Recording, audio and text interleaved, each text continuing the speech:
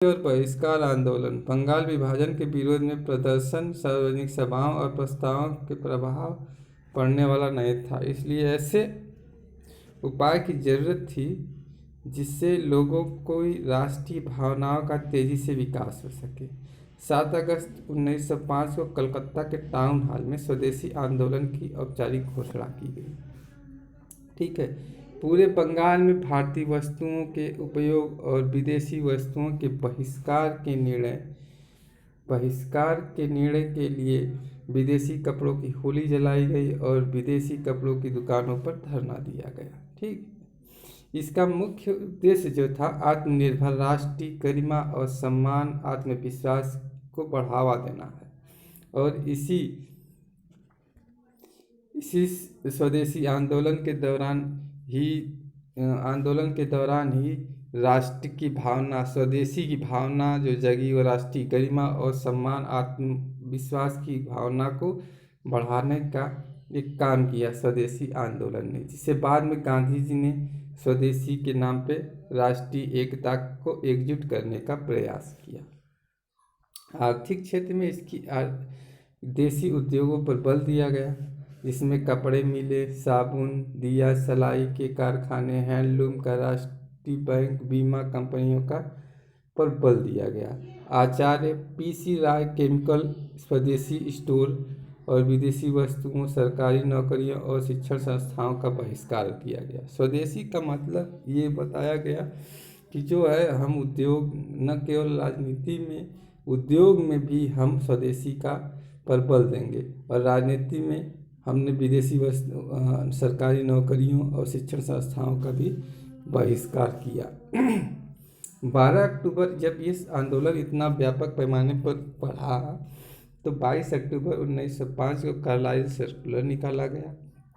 Carlisle, इसके जो बंगाल के चीफ सेक्रेटरी थे उस समय, कार्लाइल, R.W. कार्लाइल, उन्होंने ही सर्कुलर जारी किया।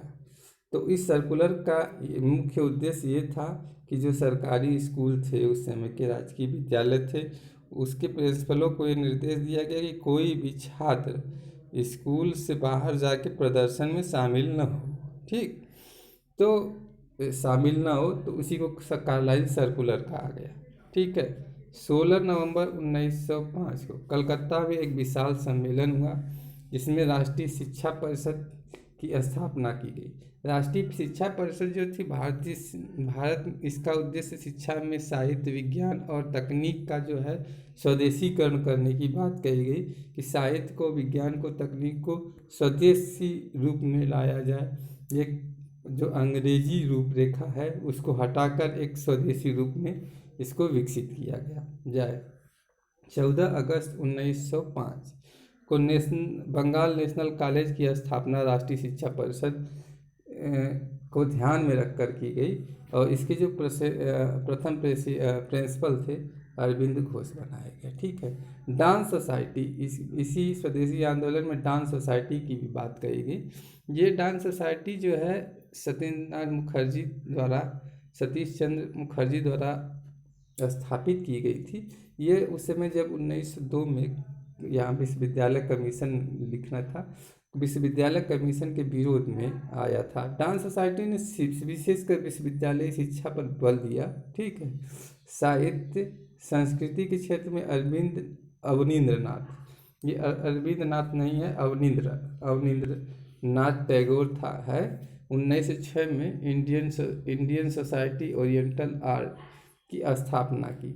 ये जो संस्था थी, प्राचीन जो भारतीय कला थी उसके विषय में भारत उसको विकसित करने के लिए लाई गई थी। ठीक है। कला के क्षेत्र में इसने संस्था ने छात्रवृत्ति भी, कला के क्षेत्र में इस संस्था ने छात्रवृत्ति भी वितरित की, जिसमें प्रथम छात्रवृत्ति नंदलाल थे।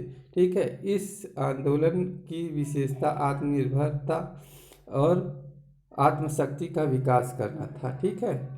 स्वदेशी आंदोलन की व्यापकता के कारण ही राष्ट्रीय कांग्रेस ने 1906 में 1906 का अधिवेशन था, उसे अपने अधिवेशन में स्वदेशी आंदोलन को शामिल किया और इस पर चर्चा की।